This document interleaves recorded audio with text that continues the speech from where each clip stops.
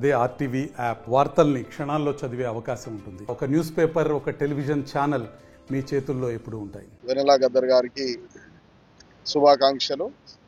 ఈ తెలంగాణ రాష్ట్రంలో సంస్కృతికి పెట్టిన పేరుగా నిలిచినటువంటి ఈ రాష్ట్రంలో అతి కీలక పదవి తనకి ఇచ్చినందుకు ప్రభుత్వానికి కృతజ్ఞతలు. తను నడుపుతుంది అనేటువంటి పూర్తి నమ్మకం మా అందరికీ ఉంది.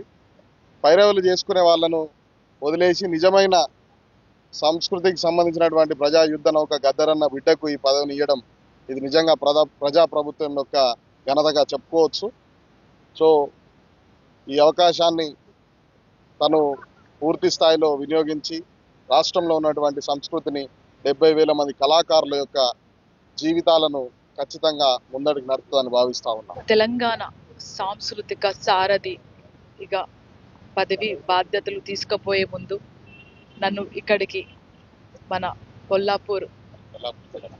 తెల్లాపూర్ భరత్ గారు అట్లాగే సత్తన్న గారు సన్మానించడం చాలా ఆనందంగా ఉంది.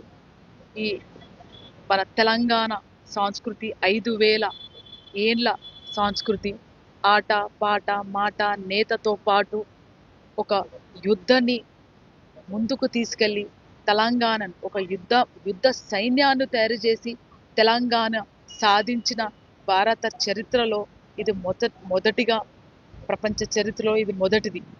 ఒక సాంస్కృతిక యుద్ధాన్ని నడిపిన మహా యుద్ధ నౌక గద్దరన్న కుమార్తెకు ఈ అవకాశం ఇచ్చారు మన కాంగ్రెస్ పార్టీ.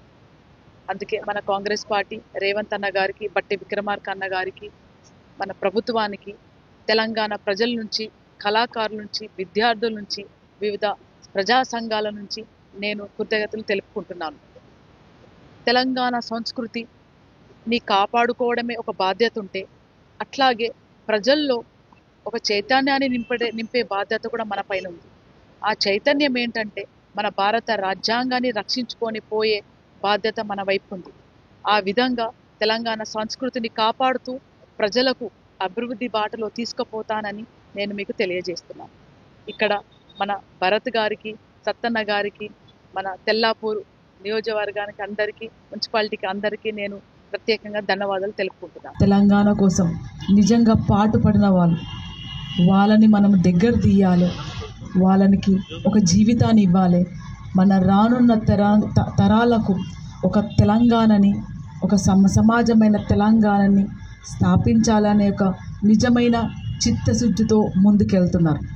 ఎందుకింత ధైర్యంగా చెప్పగలుగుతున్నానంటే, ఒక గద్దరన్న బిడ్డగా నేను లెఫ్టిస్ట్ని, అంటే నాకు ఆ భావజాలే ఉన్నాయన్నమాట.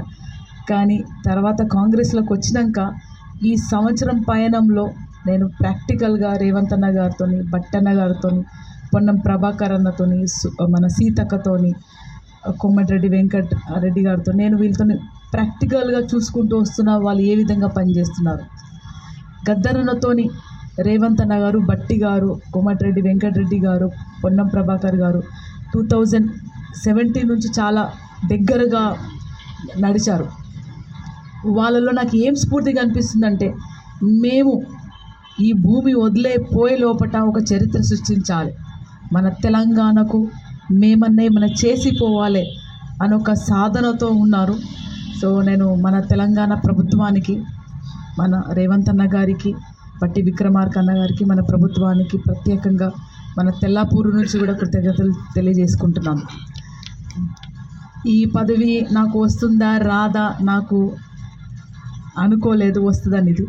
కానీ నిజంగా ఒక ప్రశ్న అడిగారన్నమాట, మీ క్వాలిఫికేషన్, మీరు చాలా హైలీ క్వాలిఫైడ్, మీరు గద్దరన్న బిడ్డ, మీరు చాలా పెద్ద పదవి అడగాల్సింది, అది అడగాల్సింది, ఇది అడగాల్సింది, మీకు ఏమనిపిస్తుంది అని అడిగారన్నమాట. అయితే నాకు ఫస్ట్ ఈ పదవి వస్తుందని ఒక గంట ముందే తెలిసింది. ఎందుకని ఫోన్ చేసి మాట్లాడి, మీకు జియో వస్తుందమ్మా ఒకసారి చూసుకోండి మెసేజ్ అని తెలిసినాక నాకు తెలిసింది.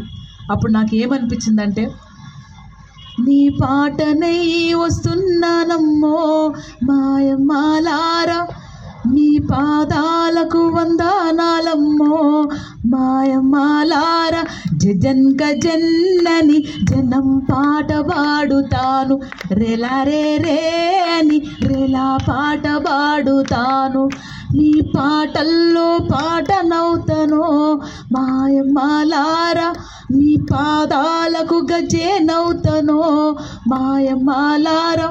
మరిన్ని వీడియోస్ కోసం ఛానల్ ని సబ్స్క్రైబ్ చేయండి. లేటెస్ట్ అప్డేట్స్ కోసం వాట్సాప్ ఛానల్ ని ఫాలో అవ్వండి. అండ్ లింక్ డిస్క్రిప్షన్ లో ఉంది.